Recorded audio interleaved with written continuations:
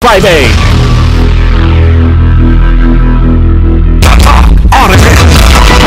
Morning! Kami pa rin ang inyong mga kasama, Weng de la Peña ho. Buddy Oberas po. May nangyari ho dito sa Bay Area ng Quezon. Naboso yung isang 34 anyos na lalaki matapos ipuan ba naman yung 13 anyos sa dalagita sa lungsod ng Quezon. Nakilala ang suspect na si Samson Salon ng Primero de Mayo Street, Barangay South Triangle. Natutulog noon sa gilid ng tramway restaurant ang biktima ang lapitan ng suspect at pinaghihipuan sa masaselang bahagi ng katawan nito. Agad namang nakaresponde yung mga otoridad na makatanggap ng tawag mula sa gwardya ng naturang resto. Pinabulaan na naman ng suspect ang alegasyon kung saan iginit nito na binigyan lamang niya ng karton ng biktima. Kasalukuyan namang inihanda na ng pulisya ang kasong child abuse laban sa suspect. Sa Maynila naman dahil sa kahirapan at matinding kagutuman, binawian ng buhay ang isang babaeng scavenger sa Gunaw Street, Quiapo, pasado alas 6 kagabi. Sa ulat, inaalam pa ang pagkakakilanlan ng biktimang nasa pagitan ng 40 hanggang 45 anyos, may taas na 4'9" hanggang 5 talampakan, nakasuot ng short na maong at pink na t-shirt. Nabatid pong simula na magkasakit ng biktima, hindi na ito nakapagkakalakal ng basura at nanghingi na lamang ng pagkain sa mga tao. Inatake ang babae kagabi dahil sa dahil sa sobrang sakit na ininda nito. Sinubukan pang dalhin ng mga residenteng nagmagandang loob sa Jose Abad Santos Memorial Medical Center ang biktima pero hindi na umabot ng buhay. Quezon City tayo balik ay luhaang dumulog sa Station 10 ng QCPD ang isang financial associate matapos masalisihan sa isang resto bar kagabi. Ang biktima ay nakilalang si Melanie May Capili, 26 anyos, taga San Francisco del Monte, Quezon City. Sabi ng biktima, pumasok siya sa Papins Resto Bar sa Tomas Morato Street, Barangay South Triangle, kasama yung kanyang kaibigan at inilapag saglit sa isang upuan ng kanyang bag para magpunta ng CR. Nang balikan niya ang kanyang gamit ay laking gulat na lamang niya wala na yung kanyang bag. Naglalaman ho ng ATM cards, ID, cellphone, pera at mga mahalagang papeles. May nakakita naman na nagmamadali na umalis ang 4 na tao, kabilang na yung 2 babae na hininalang tumangay sa nawawalang bag. Inaalam pa ho kung may CCTV sa naturang resto bar para makilala yung mga suspect sa insidente. Hindi naman pinatawad mga kasama isang senior citizen dyan sa Barangay Kapasigan. Sa Pasig po ito dahil himas rehas na ngayon isang kilabot na snatcher matapos sablutan ng pera ang matanda. Ang biktima ay si Ma'am Lydia Bardocho, 65 years old na. Matapos siyang mag-withdraw sa ATM, bigla na lamang sumulpot ang suspect at sinablot ang 45,000 pesos cash na hawak ni Lola. Tiyempo namang nagpapatrolya noon o nagpapatrolya sa lugar ang mga pulis dahilan para ma-arrest ang suspect na si Rodolfo Villapuente. Dahil dito nagbabala po ang pulis na maging maingat po kayo at mapagmatsyag sa paligid kung kayo'y may dalang pera at kung kayo mag-withdraw sa mga bangko. May sundalo patay sa baril sa Quezon City ulit. May report si Silvestre Labay. Silvestre, i-radio mo ba? Patay si Philippine Army Staff Sergeant Ernesto Clemente Jr., 47 anyos, matapos na barilin ng motorcycle riding criminal sa St. Mary Street, kanto ng New York Avenue, Barangay Rodriguez, Cubao, Quezon City. Base sa investigasyon ng pulisya, kagabing pasado alas 8, bumili sa isang tindahan ng biktima sa naturang lugar nang lapitan ito ng isa sa 2 suspect at binaril sa leeg. Tumakas sa mga suspect na armado ng 9mm pistol sakay ng di naplakahang motorsiklo. Blanco pa rin ang pulisya kung ano ang motibo sa pagpatay sa isang sarhento ng Philippine Army sa Quezon City. Kasama mo sa Quezon City para sa DCXL 558, Silvestre Labay. Tata, RMN. DZXL Ulat Palaro.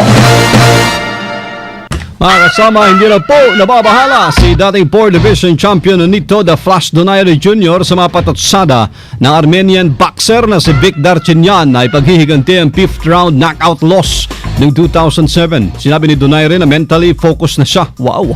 Para ho sa inaabangang rematch nila ni Darchinyan. Dagdag ng Filipino Flash, aasahan na niya ang pagiging agresibo ni Darchinyan pero maging mas matalinong boxer daw siya.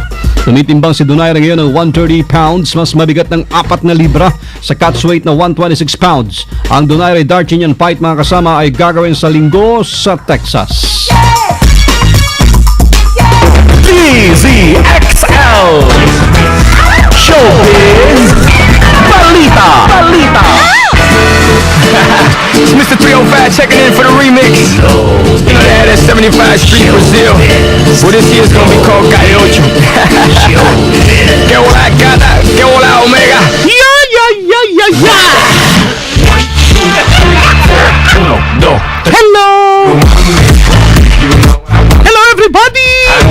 everywhere! Hey! It's me, Lollipop! Lollipop! Palakpaka! Hoy, posibleng magkita raw sa London si 2013 Miss World Megan Young at yung kanyang rumored boyfriend na si Mikael Daes. Bila magkukrus to ang landas ng dalawa dahil tumulat na sa London Rail ang aktor para sa isang showbiz project. Ayon pa kay Mikael, malaki ang chance ng magkita sila dahil imbitado ito sa isang inaugural dinner. Pero mo pati dinner ina-inaugurate. Kailan lang may inauguration pa. At malamang dadalo rin ang beauty queen. Abala ngayon si Megan sa mga charity projects upang gamparan ang kanyang responsibilidad bilang Miss World sa loob ng isang taon sa London. Bakit? Ang world ba London lang? Dapat ikot din siya, no? Punta siyang Africa, punta siyang Egypt, Iraq, punta siyang Afghanistan. Para Miss World talaga. All over the world. Diba hindi lang London? Ay naku, kung ako nanalo dyan, well, around the world ako. Oh. Your world and my world. It's me, Lolly.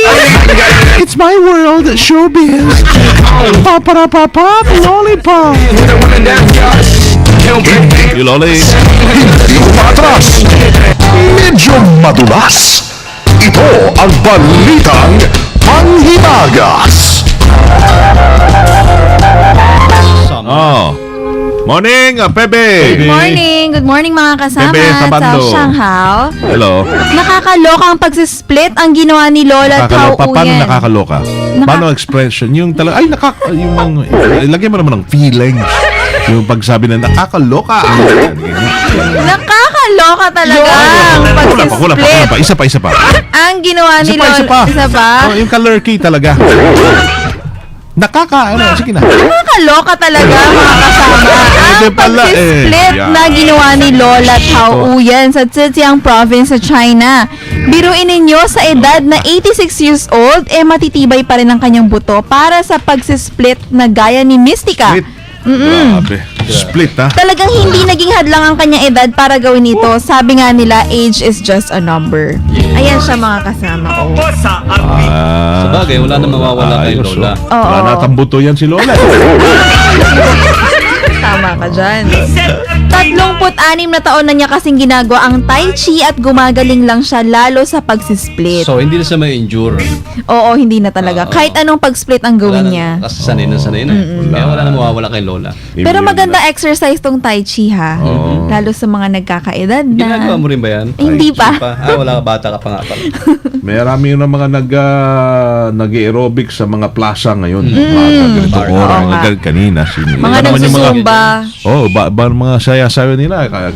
Halo-halo. May cha-cha, may zumba. Di ba? Yung parang May reggae. tinataga yung hangin. Ano yun? Tai Chi yan? Di ba? Hindi ba parang kwan yun? Oo. Tai Chi, yung parang gano'n. Tai Yan. Chi, zumba. Ayos, Ayan. Ikaw ba, gusto mo banana split? Hindi ko kaya yun eh. Hindi, banana split. Masarap yun, di ba? Ice cream. Oo.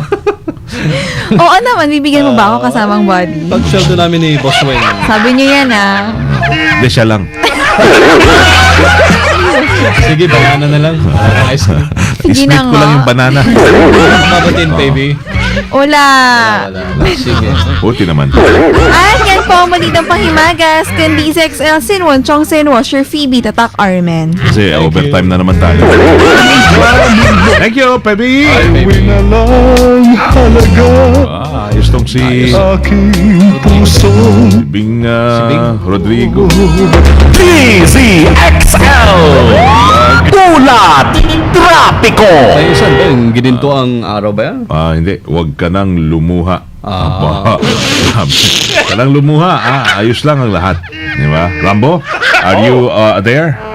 Nandito kasamang Weng at Buddy sa ating mga motorista Okay, ay pinayuhan natin na katatahok sa kahaba ng EDSA. Pinayo mo. Maging relax lang sila dahil talagang Nagbibigay. Bibigay ka na ng payo ngayon? Oo, kasi alam mo naman, mga motorista kapag traffic, yan ang minsan nagresulta ng away, barilan. Yan. Kaya pinagyan natin na maging relax lang kahit na traffic dito sa EDSA ay magtimpila sa kanilang sarili. Napakabagal ang usad ng mga sasakyan dito sa EDSA hanggang sa makarating sa harapan ng POA. Pero pagkalapas nito ay bagyang umuusad pa rin pero mabagal hanggang sa Guadalupe. Sa kabilang linya, patungo naman sa bahagi ng monumento ay tuloy-tuloy ang usad ng mga sasakyan. At gaya ng dati, pagkalampas ng EDSA, kanto ng Aurora Boulevard, mabagal dahil nandyan pa rin yung terminal ng Superline at iba pang terminal na buwababa yung mga kababayan ting galing sa probinsya.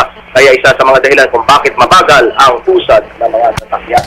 Ano bang tip mo? Dalawa lang para makapag-relax kami kapag natatraffic na kami anong EDSA. Abay, makinilag ng music. Makinig. Yan. Relax. Sa pakikinig ng music. At bukod sa music, mag-tune in lang dito sa DCXL. Dahil parelax ang lahat ng programa dito, marami pa kayo Lalo na yung portion mo. Oo.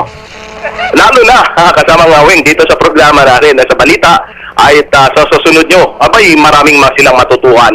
Kaya makinig lang sila para ma-relax sila. Sa kapag traffic, mag-nail cutter muna kayo para malibang din kayo. Huwag naman, baka mapangga kaya. Pasahero ka naman, saka... Oo. Kung kayo'y na pasahero, okay lang, kada mga Wing. Pero yung mga motorista na nagmamaneho ay dapat alerto. Yan. Okay. Okay, kasamang Buddy at Weng at ang aking... Pag naipit, pwede nyo rin tingnan yung billboard namin sa EDSA. Di ba? Hanapin nyo muna, hanapin nyo pala. Sa ibang kanto nakalagay yan. Pag nahanap nyo, edi matitingnan nyo. Hanap muna, hindi ko sinabing meron, ha? Hanapin nyo nga. Ang problema dyan, baka umusad yung nasa unan mo. Hindi ka pa gumagalaw. Huwag mag-text, ha, habang nagdadrive, ha? Bye. Ating, yung si Wilma, kumusta raw? Si Wilma? Si Jennifer Villamortoso. Yan sa Laguna. Jennifer naman, ha? Sandali, ha? Ang ating inabangan, MOTTO mo? MOTTO ko, abay para kay Joby de Guzman na Professor Eric Sanoan. Si Martin Palmeras Del Mores. Ayan, si Luas na kikinig din. Ang motto kasamang Weng at Buddy, being happy doesn't mean that everything is perfect. It means that you decided to look beyond the imperfection. Like it, ha? Ganda. Ayos. Alalim Tingin ng ako sa palalim. puso sa iyo nun. Buti nakahinga ka pa nun. Dire-diretso yun, ha?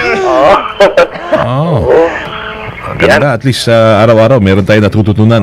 Meron. Pero hindi lang maintindihan. Ang in Tagalogs, bay. Kasama nga Weng, Buddy. Sakali. Pagiging masaya ay hindi nangangahulugan na perpekto ang lahat ng bagay. Ito'y nangangahulugan din ng pagtingin sa mga bagay na kahit hindi perpekto. Ba, yung pala yun. Buwang ko ba yun? Grabe man. Ayos na, bay, ha? Ayos na, bay. Ayos lang. Saludo ako, saludo. Maliban doon sa mga binati mo kanina, meron pa bang dagdag tayo? Letter J, letter W, what's next? Letter A. Si Alvina, lagi nakikinig din yan. Alam namin yan. Binabantayan ka. Musta na yung kwan mo? Yeah. Yung sakit natin, ayos lang? Ay, ayos na. Dahil positibo. Naalagaan. Ang Positibo? aking, pag positibo ang lahat ng pananaw sa buhay, lahat ng mga sakit-sakit sa katawan ay mawawala. Ikaw na lang daw ang alam mo. hindi sumusuko. Oo, siyempre. Walang suko-suko yan. Walang suko-suko. Lahat ng bagay ay okay sa akin. Yeah. Kasi yung iba, lahat na halos nagasgas na. Pero ikaw, andyan pa rin, nakatayo. Nandyan pa rin. Habang nandyan yung tagapakinig natin, sila ang aking lakas kasamang Weng at Yun. Buddy.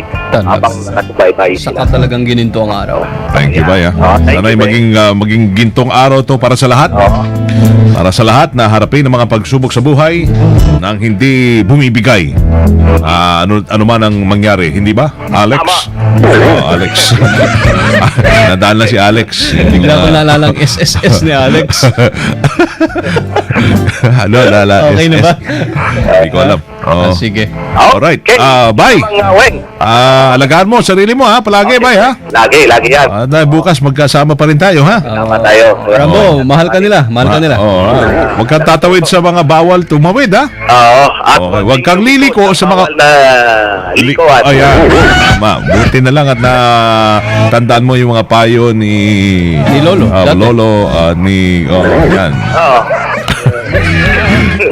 Mga gintong aral pala. Yan. Okay ha. Sige, bye. Bye. Beautiful eyes. Yan. And of course, Parkis. yeah.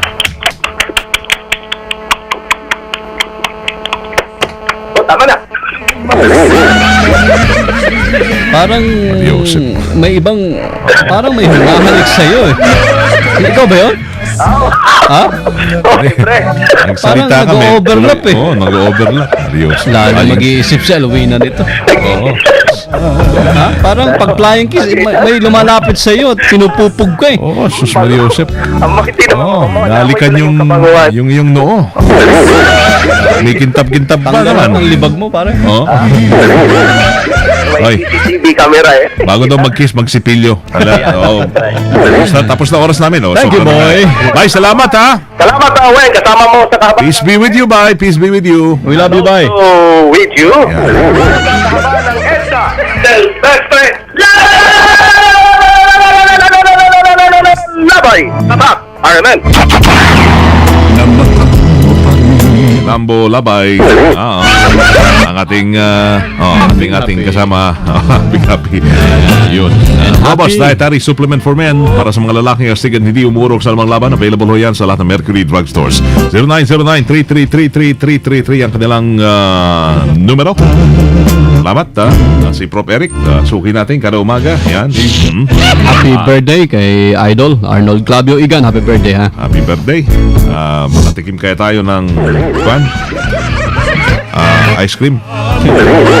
Thank you. Salamat sa lahat mga... happy birthday sa lahat ng mga may birthday ngayon. November 5. Dire-diretso mga naglalagablab ng mga balitang tatak. Aramen, ang inyong napakinggan dito lamang sa DZXL 558. Ngayon pong umaga ito makasama ng Martes, November 5, 2013. Haba pala ng kanta na ito. Hindi pa tapos. Sama nyo sa serbisyo publiko from the city of Zamboa, Luceres, Primo Hermano, Weng de la From the Peña. province of Occidental Mindoro, mabuhay, ako si Buddy Obera. Kami ho ay Tatak RMN. Naglalagablab na mga balita. Sumayin niyo ang 15 minutong kalipunan ng mga pinakahuling kaganapan sa Kalakang Maynila, sa ating bansa at saan mang dako ng mundo. Naglalagablab! Dito lamang sa Unang Pihit DZXL 558, ang bagong kasama mo. Pababayaan mo kayang masaya. John Lloyd, bibigyan kita ng isang kahilingan. Gusto ko kalusugan habang buhay. Ay,